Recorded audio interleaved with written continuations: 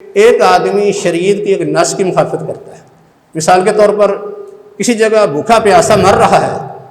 تو اس کے لیے اجازت ہے کہ وہ حرام چیز کھا کے اپنی جان بچا لے، اب یہ اضطراری حالت بن گئی، تو کیا یہ شریعت کے حکم کی مخالفت کر رہا ہے یا شریعت کے حکم کے مطابق چل رہا ہے؟ اس لیے کہ جیسے شرعی احکام کے اندر ایک صورت عزیمت کی ہے، ایسی بعین ہی ایک صورت رخصت کی بھی ہے۔ اس لیے اگر کوئی شخص مخصوص حالات میں، ہنگامی حالات میں اگر رخصت پر عمل کرتا ہے تو یہ بھی شریعت پر عمل کرنے والا ہے، عام حالات میں جو عزیمت کے احکام ان پر عمل کرے گا تو وہ بھی شریعت پر عمل کرے گا۔ بعض دفعہ کوئی مخصوص حالات اس طرح کے بن جاتے ہیں کہ کوئی خاص مسلط، کوئی خاص مقصد ہوتا ہے جس کی وجہ سے وقتی طور پر حکم کے اندر کوئی تبدیلی آ جاتی ہے۔ یہ تبدیلی بھی حقیقت میں یہ ایک استنباط ہی ہوتا ہے، جس طرح کہ حضرت عمر رضی اللہ تعالی عنہ کے بارے میں یہ کچھ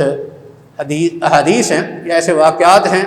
جن سے لوگوں نے تاثر یہ لیا کہ انہوں نے شریعت کے اندر تبدیلی کر دی، جیسے طلاق ثلاثہ والا مسئلہ ہے کہ انہوں نے ایک مجلس کی 3 طلاقوں کو 3 قرار دے کے شریعت کے اندر تبدیلی کر دی، حالانکہ ایسا مسئلہ نہیں تھا۔ حضرت عمر رضی اللہ تعالیٰ نے وقتی مسلط کے تحت یہ حکم دیا اور یہ عارضی تھا، مستقل نہیں تھا، شرعی حکم اپنی جگہ پر قائم تھا، اس میں تبدیلی نہیں کی،